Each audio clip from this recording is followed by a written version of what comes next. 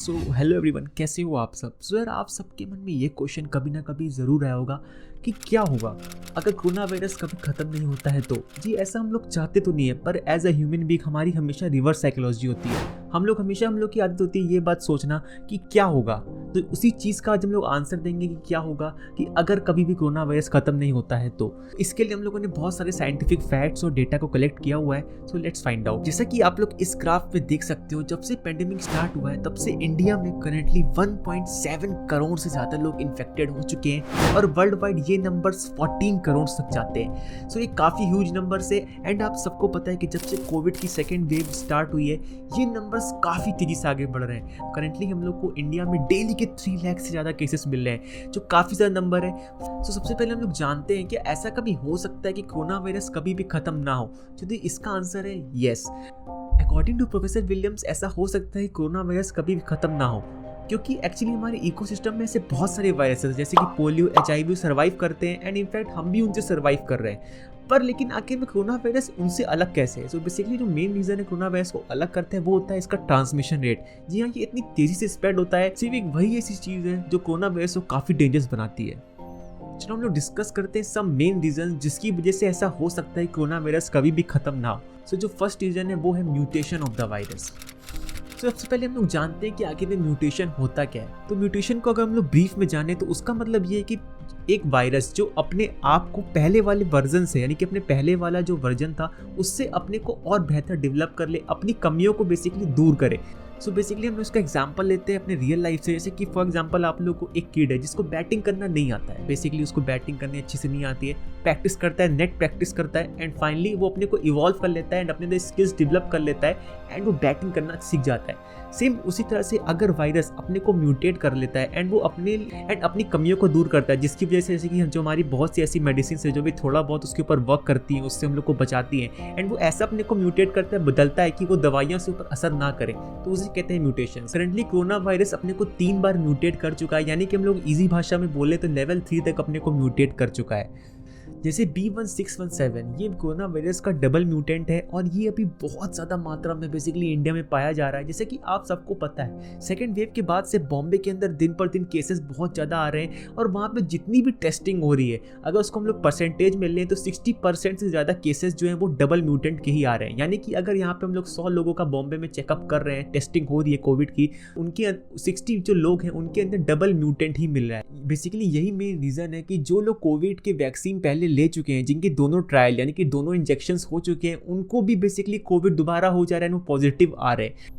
Second जो main reason है वो है not effective vaccine. So basically क्या है कि अभी जो हमारे पास वैक्सीन है उसके हमारे पास बहुत सारे कैंडिडेट्स हैं, मतलब काफ़ी सारी कंपनीज ने अपनी खुद की वैक्सीन निकाल दी हैं, काफ़ी सारी कंट्रीज अपनी खुद की वैक्सीन निकाल ली जैसे कि कोविशील्ड और कोवैक्सीन एसेट्रा। तो यहाँ पे हमारे पास वैक्सीन की कमी नहीं है। करंटली इंडिया में 14 करोड़ से ज़्यादा लोगों को वैक्सीनेट कर दिया गया है, जो हमारी टोटल पॉपुलेशन का 8% है, ऐसा जो है गवर्नमेंट डाटा कहता है। पर लेकिन हम सबको पता है कि इतने ज़्यादा लोगों को वैक्सीनेटेड कर देने के बाद भी हम सबको पता है कि बहुत से ऐसे लोग हैं जो वैक्सीनेट हो चुके हैं, वो भी इन्फेक्ट हो रहे हैं और इन्फेक्शन बहुत तेज़ी से इस समय सेकेंड वेव में इंडिया में फैल रहा है। सो जो लोग वैक्सीनेट हो चुके हैं उनका भी इन्फेक्टिव होना, इसका मेन रीज़न है इनएफेक्टिवनेस ऑफ द वैक्सीन्स। जी हाँ, बेसिकली वैक्सीन्स का वर्क क्या होता है। सो बेसिकली वो हमारी बॉडी के अंदर जाती हैं, वो हमारी बॉडी के अंदर पहले से ही ऐसी एंटीबॉडीज़ को बना देती हैं कि जब भी कोरोना वायरस हमारी बॉडी के अंदर एंटर करता है तो उसको स्टार्टिंग स्टेज में ही उसकी इससे फाइट करके बेसिकली उसको खत्म कर दिया जाए।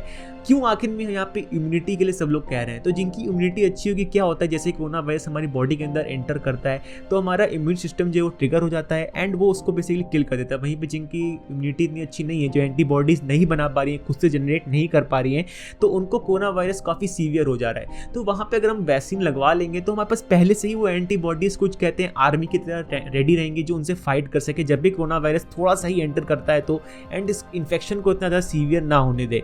पर लेकिन सो वैक्सीन अगर इफेक्टिव तरह से काम नहीं करती हैं तो यहाँ पे बहुत ज़्यादा चांसेस बढ़ जाते हैं कि कोरोना वायरस कभी भी खत्म नहीं होगा एंड वो सब हम लोग को दिख रहा है। चलो हम लोग सपोज करते हैं, मान के चलते हैं कि इन फ्यूचर अगर हमारे पास, जैसे कि अभी तो हमारे पास वैक्सीन इतनी इफेक्टिव है नहीं, पर लेकिन अगर हम लोग मान के चलते हैं कि फ्यूचर में ऐसा होगा कि हमारे पास आ जाती है, हमारे पास आएंगी, ऑफकोर्स ये बातें आएंगी, पर अगर ऐसा होता है कि हमारे पास इफेक्टिव जो है वो वैक्सीन नहीं आती हैं या फिर बहुत ज़्यादा तेज़ी से कोरोना वायरस अपने को आगे इसी तरह से म्यूटेट करता रहेगा, तो फिर हम लोग को किस चीज़ों को फेस करना पड़ेगा।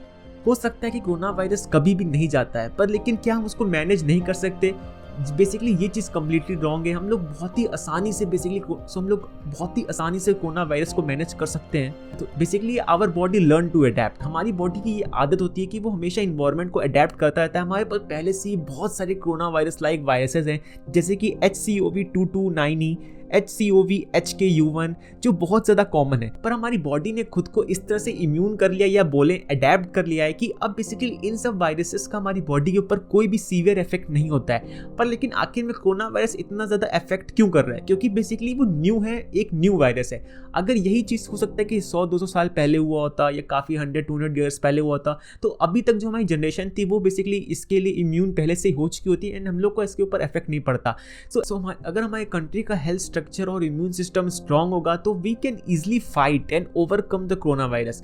जैसे कि आप सबको पता है, फर्स्ट वेव में बहुत सी ऐसी कंट्रीज थी जिन्होंने, जैसे जापान एंड साउथ कोरिया, जिनका हेल्थ स्ट्रक्चर बहुत स्ट्रांग है, उन्होंने काफ़ी इजीली कोरोना वायरस से फाइट कर लिया था विदाउट एनी वैक्सीन और without any special medicine and treatments.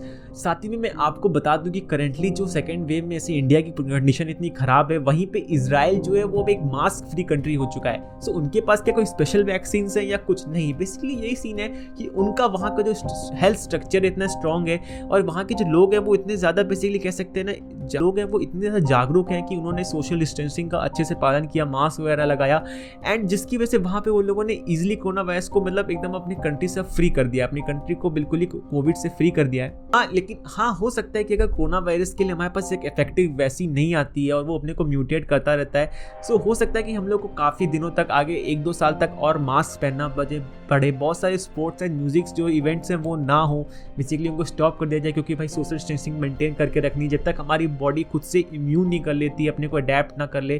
तो ये सब चीज़ें हो सकता है आगे 1-2 साल चलती रहें, पर हम लोग ऐसे मान के चलें कि ये कोरोना वायरस जो है वो एक ह्यूमैनिटी का एंड कर देगा एंड इसके आगे कुछ नहीं है, तो it's a completely wrong thing.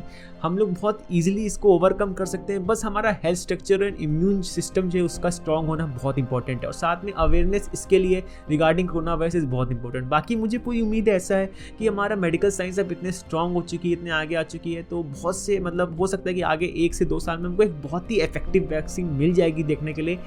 इसको मतलब आराम से कह सकते हैं, क्योंकि बिकॉज अगर वैक्सीन से नहीं होता है, अगर हम लोग अपने नॉर्मल वे जो है, जो हमारी बॉडी जिस तरह से अडेप्ट करेगी और उसी से अगर हम लोग चलेंगे, तो इंडिया जैसी कंट्री में तो जो इस समय डेवलपिंग पे है, वहाँ पे तो बहुत सारी हमको मतलब बेसिकली कैसे डेथ्स और देखने को मिलेंगी, और बहुत ही ज़्यादा इकोनॉमिक लॉस भी देखने को मिलेगा।